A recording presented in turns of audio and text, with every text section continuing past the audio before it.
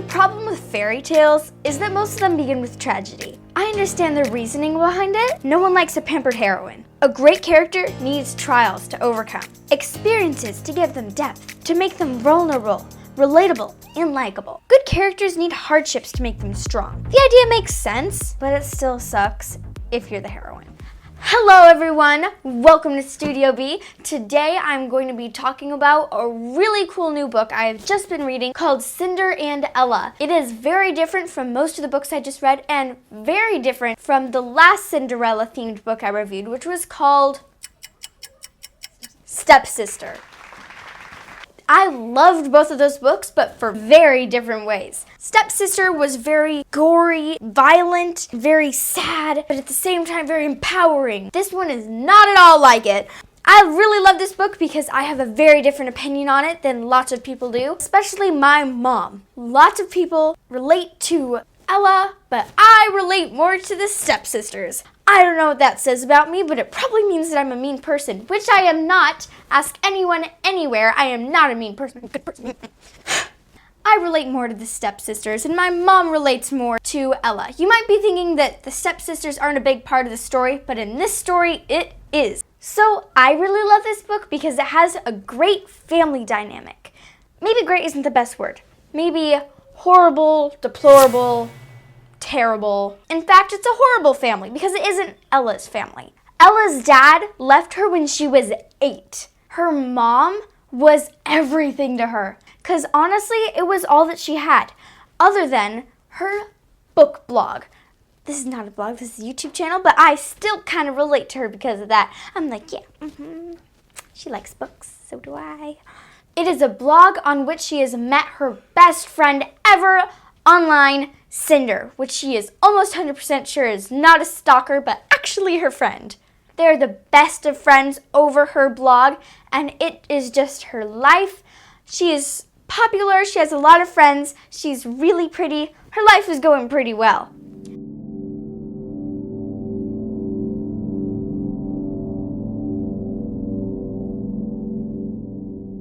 So she is going to have to live with her dad. She doesn't know him at all, left their family, the occasional birthday card once in a while, but other than that, just completely gone from her life. And of course she doesn't trust him or want to be with him. He left her and her mom for a gorgeous supermodel wife and 2 model-worthy kids that are her age. Ella has been going through some real problems right now. She has been dealing with depression, attempted suicide. Nothing is going right for her in her life right now. Everything that matters to her is completely gone.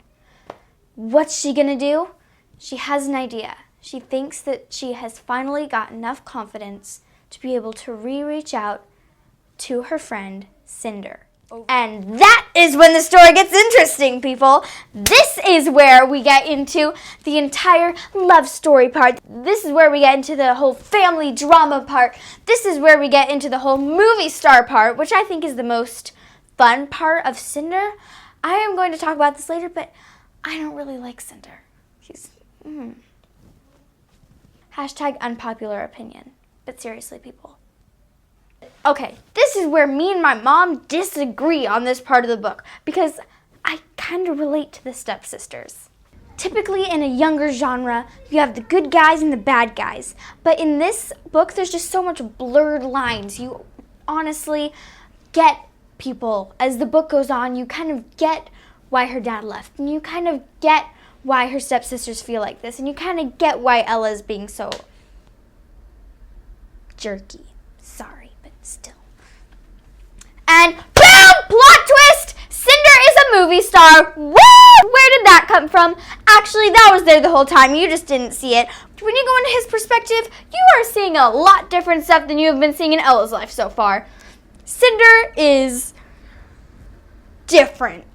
I honestly didn't like this character very much. No offense to you at all, Cinder, but I don't like you, and I think you are not the one for Ella.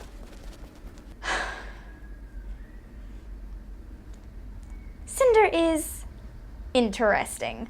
Cinder is a spoiled brat that is a movie star. sorry, but it had to be said. I mean, come on. I don't think that they went well together. I don't feel like their personalities will be able to... Okay, what I do like about Cinder is that there's a lot of banter between Ella and Cinder, and it's really fun. But guess what? During like 75% of the book, Ella doesn't know that he's a movie star, yet they're still friends. And you're seeing his perspective and her perspective, and you're like, Cinder, just tell her already. Come on, it's not that complicated. So you guys, this book is loaded, chock full of problems, which usually makes a great book, not a great life though. So instead of dealing with the problems, you can read about other people's problems.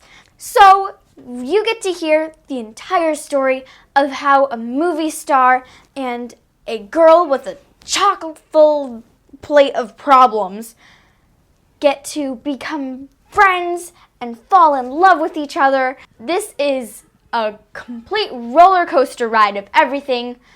You honestly don't know what problem Ella is gonna have next.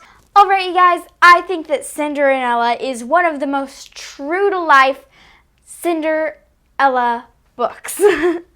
I think that it's really a great book. I love all the different dimensions to it, how it's very problematic, how everyone in the story is just having such a hard time, except for Cinder.